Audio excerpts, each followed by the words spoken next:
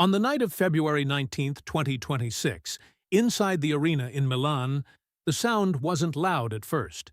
It was tense. The women's free skate had reached its final group.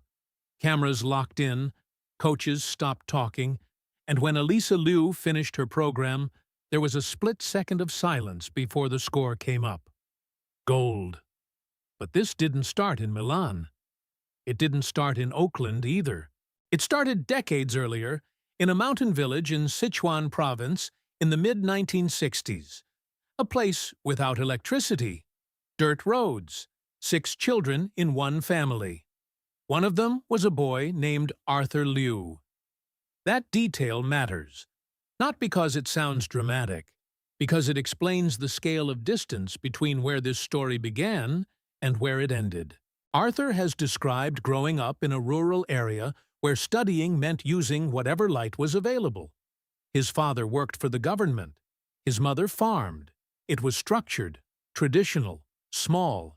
And yet he managed to leave that village, earn degrees, and move into academic life in China during a time when the political atmosphere was tightening. Then came 1989. If you know Beijing that year, you know the temperature of the moment. Students gathering, calls for reform, hope mixed with risk. Arthur participated in those demonstrations. That isn't speculation. That's been documented in interviews over the years. And when the crackdown came, the message was clear. Staying carried consequences. So he left. He came to California. New country. New system. A law degree that didn't transfer. English that needed sharpening. Starting again at the bottom. There's a detail here people skip over. Rebuilding sounds heroic when summarized. It feels different in real time. It means taking classes again, passing exams again, competing with people 10 years younger who never had to flee anything. Arthur went through law school in the United States and eventually built his own immigration practice. An immigration lawyer. That isn't poetic. It's practical. You help people navigate a system you had to survive yourself. Nothing about this was cinematic. It was incremental. Paperwork, clients, long hours, Bay Area rent. And then, at 40 years old, he made a decision most people wouldn't. He wanted children. He was single. No partner. No traditional path forming. So he created one. Through egg donation and surrogacy, he became a father. 5 times. First Alysa, then Selena, then the triplets, Julia, Justin, Joshua. His mother moved from China to help raise them. At one point, all 7 lived in a 1-bedroom apartment in the Bay Area. 3 bunk beds in 1 room. Years later, Alysa would say she actually missed that time. Said it felt fun, crowded, but warm. Kids climbing over each other late at night. That's not the childhood people picture when they see Olympic replays. No private rink in the backyard. No luxury training compound. Just proximity. Noise. A father balancing court hearings with snack time. When Alysa was 5, Arthur took her to the Oakland Ice Center. Partly because she had energy. Partly because he admired Michelle Kwan. That part sounds random, but random decisions often age into destiny. Group lessons turned into private coaching quickly. Coaches noticed the rotation speed, the fearlessness. By age 10, she had already won at the intermediate level nationally. By 12, she landed a clean triple axel in competition. The trajectory was obvious. But here's the quiet layer. Elite figure skating in the United States is not casual. It is expensive. Ice time, coaching, travel, costumes. Arthur reportedly spent around $150 a year at one point to support her career. That number doesn't float unless someone is willing to sacrifice elsewhere. And during this period, something else was happening in the background. Federal prosecutors later revealed that individuals connected to Chinese authorities attempted to pressure Arthur over his activism, even targeting his daughter indirectly. Court documents became public. Headlines followed. The timing wasn't accidental. When your child represents the United States on Olympic ice, attention expands. This is where stories usually simplify into heroes and villains. Reality is less tidy. It's paperwork, threats, and security briefings happening quietly while a teenager practices jumps. If you're still with me here, it's because this isn't just about medals. It's about the strange chain of choices that build a platform no one sees on television. And if you appreciate stories told this way, steady, detailed, no shouting, consider subscribing. Not because it's trendy, because this channel is built for long memory, not short clips. Back in Milan, February 2026, Arthur sat in the stands with his other 4 children. Not in a village, not in a one-bedroom apartment, in an Olympic arena. The distance between those 2 rooms is the real beginning of this story. The apartment was small, 1 bedroom, Bay Area rent, 5 kids, a grandmother, a father who was still building his law practice case by case. 3 bunk beds in 1 room. That detail sticks because it doesn't look like the origin of an Olympic champion. It looks like logistics. Laundry stacked too high, homework on the kitchen table, someone always needing something. Alysa would later say those were good years. Said it felt fun, which tells you something about memory. Children don't measure square footage. They measure closeness, noise, whether someone shows up. Arthur showed up. He drove her to the Oakland Ice Center when she was 5. Early mornings, after-school sessions, weekends. Coaches noticed fast rotations and balance that didn't need to be forced. Laura Lepetsky began working with her. Private sessions replaced group classes quickly. But here's where the romantic version stops. Elite skating isn't just talent. It's repetition. It's money. It's structure. Ice time alone can cost thousands per month. Add choreography. Add off-ice conditioning. Add boots that break down under triple jumps. By the time Alysa was competing seriously, Arthur was reportedly spending 6 figures annually to sustain it. Around $150, $2,000 in peak years. That isn't a number most families absorb casually. It changes how a household moves. While other children were signing up for soccer or piano once a week, Alysa was skating daily by the time she hit her early teens. Morning sessions before school. Afternoon sessions after. Homework sometimes completed at her father's office between client meetings. She attended Oakland School for the Arts for a while. As travel increased, homeschooling followed. Graduation came at 15.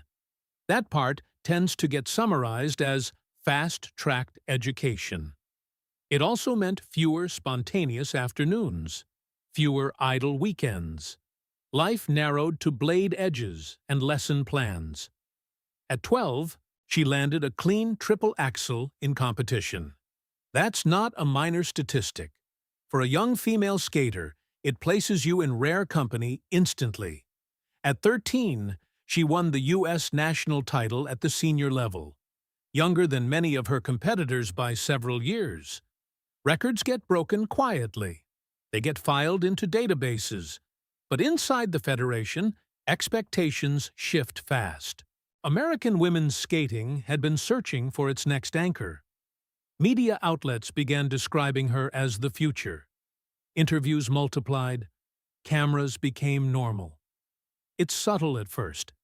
You don't feel pressure like a weight. You feel it like a change in tone. Questions get sharper. Every stumble gets replayed online. Adults start using words like legacy around a middle schooler. Arthur was deeply involved in her training structure during these years. Scheduling, travel planning, financial decisions. He believed in investing fully if something mattered. He once put it plainly, if you're going to do this, do it properly. There's another layer here people tend to miss. Arthur wasn't just a father funding skating. He was also a known activist. That history from 1989 didn't disappear. In fact, as Alysa's international profile rose, it drew attention. Federal cases later detailed attempts connected to Chinese officials to pressure or intimidate him. Not rumor. Court filings. The implication was clear. Influence could move through family lines. It didn't derail her career publicly, but it existed in the background. Imagine being 15, training daily, competing internationally, and knowing there are adults navigating political tension around your last name. It adds a texture most prodigy stories don't carry. And yet, from the outside, it still looked like clean arcs of success. National titles, Grand Prix medals, headlines about quads and triple axels in the same program. She became the first American woman to land certain elements internationally in years. Technical risk became her signature. The public saw highlight reels. They didn't see the repetition, the fatigue, the normal teenage uncertainty compressed into a schedule that left little air. Years later, Alysa would describe her childhood as very abnormal. Not said bitterly, just factual. When you start something at 5, sometimes you don't know whether you chose it or it chose you. That sentence alone says more than most press conferences. Nothing in the apartment suggested instability. It was structured, focused, protective. But it was also intense. Arthur believed in effort, in discipline, in backing his daughter without hesitation. The question that begins forming here isn't dramatic. It's quiet. When success comes this early, who is it really for? The child? The parent? The system that needs a star? Most people had an easy answer at the time. The prodigy narrative, the comeback kid of American skating. But narratives flatten complicated things. If you've followed skating long enough to remember the drought years before 2002, you understand why federations lean hard when they see potential. The sport isn't just art, it's funding cycles, broadcast rights, national expectation. All of that was gathering speed, while Alysa was still too young to drive. In Chapter 3, everything tightens. Beijing, retirement at 16, and the moment where success didn't feel the way people assumed it would. If this story feels layered instead of loud, that's intentional. Stay with it. By early 2022, Alysa Liu wasn't just a promising skater anymore. She was an Olympic team member, 16 years old. Beijing. The symmetry of that location wasn't lost on anyone paying attention. Her father had left China after 1989. Now his daughter would compete there wearing a United States jacket. That detail alone carried weight. Publicly, the focus stayed on the sport. Programs. Rotation calls. Under-rotations dissected in slow motion. But around that time, federal prosecutors in the United States unsealed a case involving individuals accused of attempting to intimidate or spy on Arthur Liu because of his activism. According to court documents, there were efforts tied to Chinese authorities to pressure him indirectly. The timing was uncomfortable. This is where most stories either dramatize or sanitize. The truth is quieter. Security conversations happened. Awareness increased. Alysa still trained, still competed. In Beijing, February 2022, she delivered strong skates under enormous scrutiny. Not perfect, but composed. She finished with a bronze medal at the World Championships later that season in Montpellier. On paper, that season looked like success, and then she stopped, retired, at 16. The announcement wasn't theatrical, a social media post, a tone that felt calm. She wrote that she had been skating since she was 5, 11 years in total, and that she was satisfied, that she wanted to live a life beyond the rink. The public reaction split immediately. Shock, disappointment, support, confusion. Elite athletes almost never walk away at that point. Especially not American medal contenders, especially not with technical momentum. The dominant explanation was burnout. It made sense. Daily training since childhood, media pressure, political background noise, travel, expectations layered on expectations. But explanations often simplify what's messy. What she said later, in interviews, was more interesting. She didn't frame it as collapse. She described it as space. Time to experience normal life. To feel what it was like not to be preparing for something. And she did normal things. She traveled with friends, went skiing, which felt almost ironic for someone whose whole life had been on ice blades. She enrolled at UCLA, studying psychology.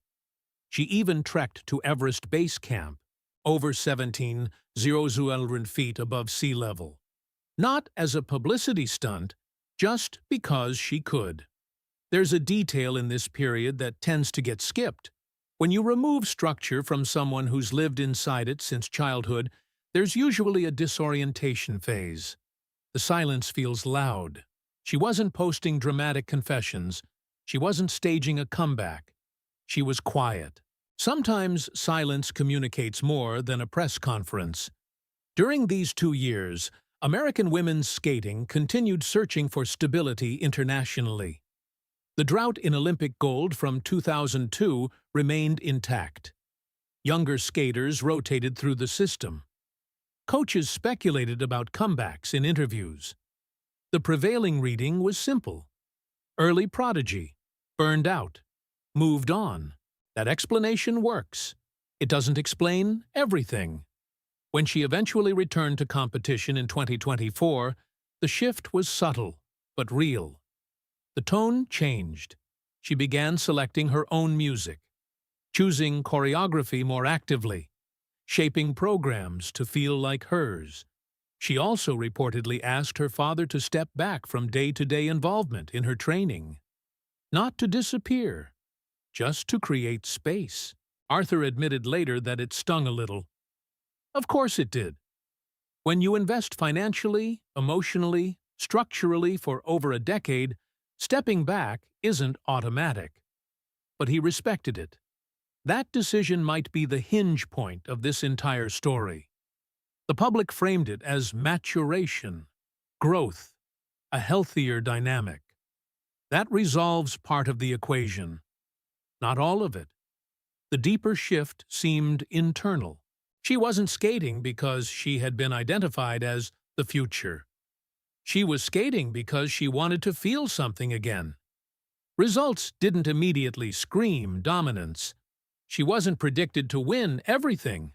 In fact, in early interviews ahead of the 2025 World Championships in Boston, she suggested she'd be happy with a top 10 finish. That's not something you say if you're managing a hype machine. And then she won. World champion. First American woman to take that title in nearly 2 decades. That win recalibrated expectations. Quietly, at first. Then, loudly. By the time the 2026 Olympic season approached, the narrative had flipped again. Now it wasn't prodigy. It was comeback, redemption, maturity. Those labels feel neat. Life rarely is. Heading into Milan, she was 20 years old. No longer a child star, not yet a veteran. Carrying a past that included political tension, early fame, early retirement, and a return built on her own terms. When the Olympic short program scores came in strong, momentum built fast. The free skate would decide everything. Back in the stands sat Arthur, and the siblings who once slept in bunk beds in a one-bedroom apartment. The arc from Sichuan to Beijing to Milan had bent in ways few families could predict. February 19, 2026. Milan. The women's free skate was the last thing standing between Alysa Liu and history. Not abstract history, specific. American women hadn't won Olympic gold in singles since 2002, 24 years. An entire generation of skaters grew up under that gap. Nothing about that statistic belonged to her personally. And yet, it hovered. The arena that night felt controlled. Not chaotic, just sharp. Every landing mattered. Every edge call. You could see it in the way coaches leaned forward when the music started. Her program wasn't frantic. It was measured. She opened clean. Jump combinations placed with confidence. Rotation secure. There's a moment mid-program when the body either tightens or releases. She released. That's visible if you know what to watch for. Shoulders drop slightly. Timing breathes. When she landed the final jump and moved into the closing choreography, it wasn't explosive. It was contained. Mature. The kind of skating you don't always see from someone who was once labeled the next big thing at 13. The score took a few seconds. Gold. The crowd reacted. But what mattered was the small frame on television. Her father in the stands. Her siblings next to him. The family that once shared 3 bunk beds in a single bedroom now watching an Olympic podium ceremony. That image doesn't require commentary. It stands on its own. The dominant narrative the next morning was simple. Comeback kid. Prodigy who stepped away and returned stronger. Redemption. All of that fits into headlines easily. It explains part of it. It doesn't explain the full distance traveled. A village in Sichuan in the 1960s, 1989 in Beijing, immigration courtrooms in California, a 1-bedroom apartment in the Bay Area, early morning rink sessions, federal court documents tied to international pressure, a 16-year-old choosing to walk away, a 20-year-old choosing to return. None of those pieces are myth. They are documented, incremental decisions stacked on top of each other. There's also something else worth noticing. In her post-competition interviews, she didn't speak like someone avenging a drought. She didn't claim destiny. She talked about feeling present, about enjoying the skate, about being grateful for the chance to compete again. That shift in language matters. Earlier in her career, interviews centered on technical milestones, triple axels, quadruple attempts, youngest this, first that. In Milan, the vocabulary was different. Ownership, joy, calm. That doesn't erase the cost of getting there. It reframes it. Arthur, for his part, has never presented himself as a mastermind architect of a champion. When asked over the years about his involvement, he usually describes doing what he believed was necessary.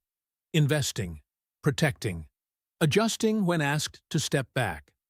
There's a difference between controlling a path and walking alongside it. Observers sometimes debate whether early intensity shapes resilience or pressure fractures it. Both can be true. The public prefers one clean answer. Reality resists that. In this case, the early structure didn't collapse the story, but it did require correction. Space. Distance. A reset at 16 that most elite systems discourage. That decision might be the least glamorous turning point of all, because without it, Milan probably doesn't look the same. When she stood on the podium with the gold medal around her neck, the image circulated quickly online. But medals are endpoints.